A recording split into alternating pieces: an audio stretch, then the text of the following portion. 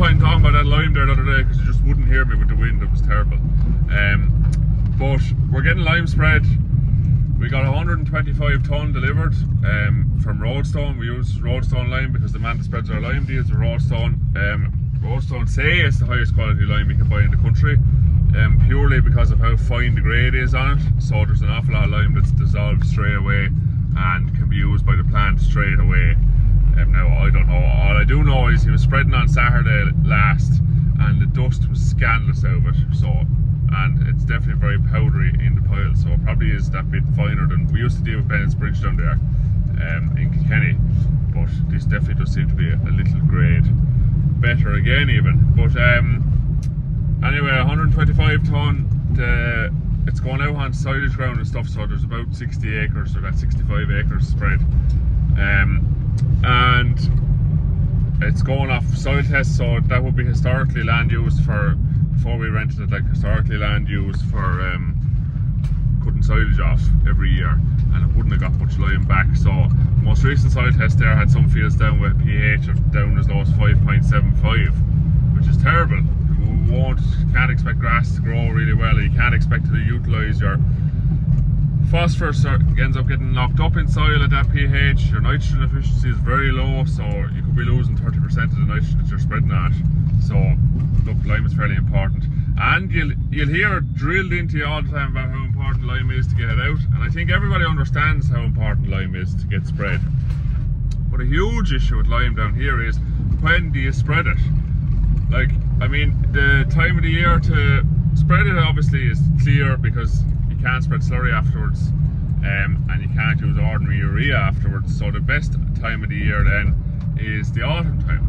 But our soil type means that in the autumn, it can be so wet and just impossible to get out on ground that the lime ends up getting missed, and that's what has happened to us, because as irrigation farmers we have to get so much lime spread every year as part of a liming plan. So with the weather the way it's been the last couple of years in the autumn, we just haven't got any spread because we've waited until then. And this year then we just bit the bullet and decided to go after second cut and before third cut. Definitely risky because you're trying to get slurry out on and you have to leave that for a week, and then you're trying to get fertiliser out on and ideally you have to leave that for a week and then spread the lime, and then you don't want too much grass on it. So I always say you can spread anything under 900 covers. I'd say there was 900 on the fields, but if there's that much grass on, especially if you're going for silage again, grazing not as much of an issue, but especially if you're going for silage again, 900, the grass has to be dry the day you're spreading it, because the fine dust will go and stick to the leaves if it's damp at all, and if you get that leaf or that dust stuck to the leaf and you get real hot sunny weather afterwards, it goes just like concrete dust on the leaves, and that'll stay on the leaves no matter what rain you get, and that'll end up in your silage and it'll affect the pH of your silage. It won't be able to drop low enough to ferment, and you'll just have poor quality silage as a result, or even bad silage if it was bad enough. So look, we're very lucky with Tom. He spreads the lime for us. He timed it perfectly, spread it all on Saturday. It was a fantastic day for it. You couldn't have asked for better for the amount of grass that was on. He's back today now, as you saw there, and it's raining this morning, but it's no issue because he's spreading the fields now that were mowed just last week, so there's no grass on really, and they've got slurry, and we were waiting for the slurry to have a week out on the field. You have two different types of limestone, calcium limestone and magnesium limestone when it comes to buying it. That is based off of what rock they use to crush the lime out of. We have to use calcium limestone here because our soil is already high in magnesium. Magnesium can be an issue that can lock up a lot of other minerals, so you don't want to have too much magnesium out. So before you buy your lime, yeah, obviously you'd want to have your soil test done, don't just spread it for the sake of spreading it, but find out if your soil is high in magnesium or not. If it's low in magnesium, then you need magnesium limestone. If it's high in magnesium, you need calcium limestone, and just don't make that mistake because I know lots of people do. But that's it, the lime is out. For irrigation, you're given 5 years to get your lime spread, so plan for so much a year for all those years. So we had 190 tonne is what we needed to spread before we soil test again. Sorry, 3 years. 190 tonne to spread before you need to soil test again. And because we had no lime spread last year, we have a bit to catch up on, hence why we spread 125 tonne this year. And we'll have to spread the balance next year, which will be about 60 tonne. So we'll only need 30 acres for it to go on next year, which is great. Because again, we end up having to spread it this time of the year is the only time we can guarantee we'll get out with it. And there's just too much grass everywhere, so it'll be have to go on grazing ground next year, which is even more difficult because you can only spread on paddocks that have less than 1,000 on them really. And this time of the year grass is still usually growing away, except for this year it's not fantastic, but usually still growing away, and you just can't seem to get it right. So look, we'll try our best next year and get the balance of it out.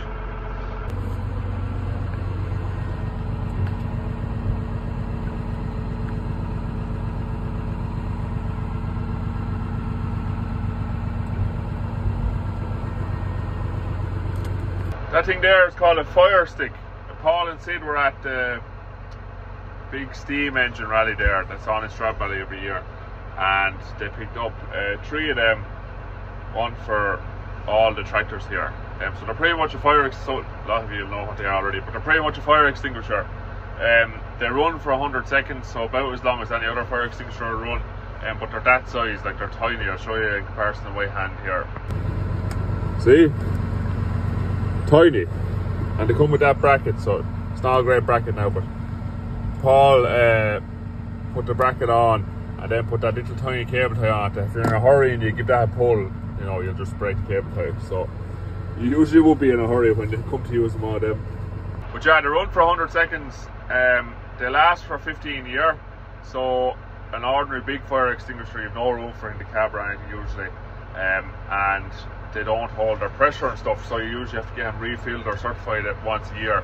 They're certified for 15 years and they last for that long. I think he said he paid 120 euros for them. And like I said, they'll run for 100 seconds. There's like a match tip stick end on it, so there's a cap on one end, and you unscrew the cap and you strike it against the matchstick top on it, and then it'll just start off going, like, and it'll run then for 100 seconds. You just point it at the fire. And it does all the types of fire, so there's electrical and oil and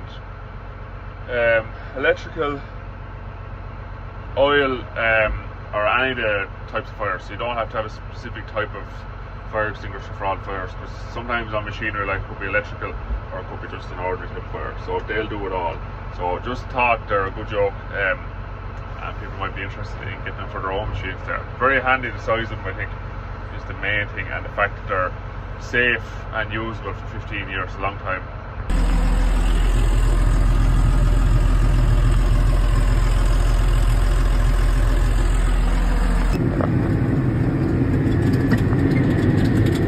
It's great to see the neighbours keeping up with the lime spreading around here as well. One lad goes ahead, we must all have to go ahead.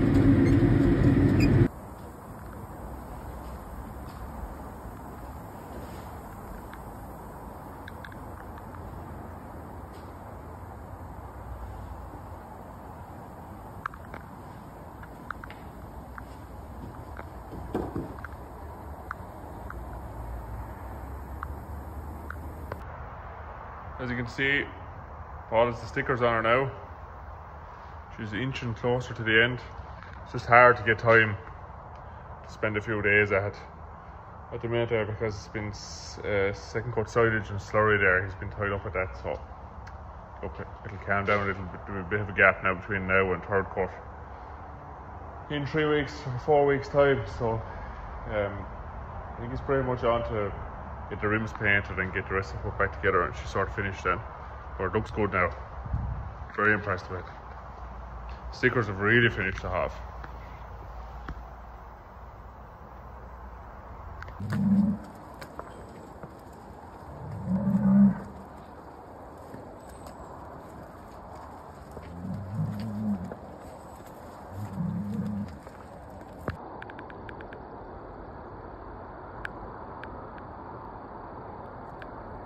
Has a look and feel of autumn off it this morning anyway. Big change. Just doing a grass walk here. What I hate when you start to see that leaves all around the gateways and stuff. Autumn is one month that I hate. Not month, sorry, I should say season. It's a bit longer than a month. But I hate it because you're going in the wrong direction. Days are getting shorter, colder, more chance of more rain, growth is slowing down. I never enjoy it. We've had terrible autumns, like everyone will know, for the last 2 now in a row. The 17th of September last year, a storm came, and the rain that we got on the 17th, it was floods. Cows were actually in a field across the road here, where there's a dike at the bottom of it. And I couldn't get them out of the field for even milking through that gate because it was a river they had to go through. So the last 2 autumns just have been torture. Now this year is shaping up a little bit better so far. But I don't know, it can change fast too. That's why I hate this time of the year, it can change fast. When you see leaves turning, you know you're heading in the wrong direction. Does anyone else feel that way about autumn? Least favourite season. At least when you're in the winter, you know you're in the winter.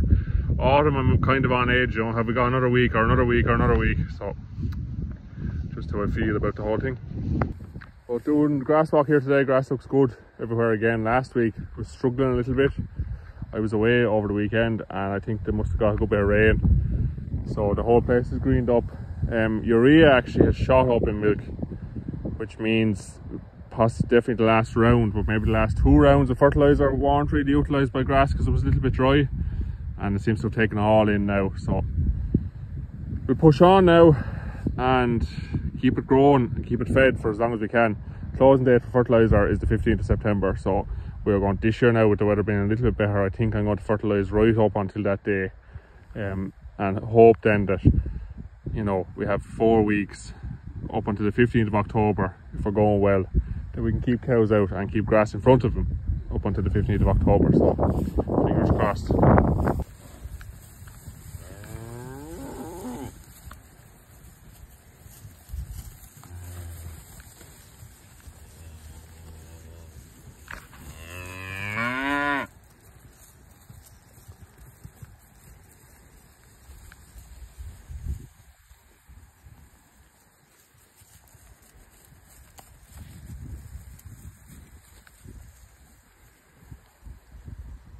These have really figured out that whole moving thing by now. Thank God. Wouldn't have wanted at this stage. The whole summer has gone by moving them. Probably the slowest group of heifers we've had. So like I alluded to in a past video there, we carry more heifers than we need. We don't know how many we need until we scan.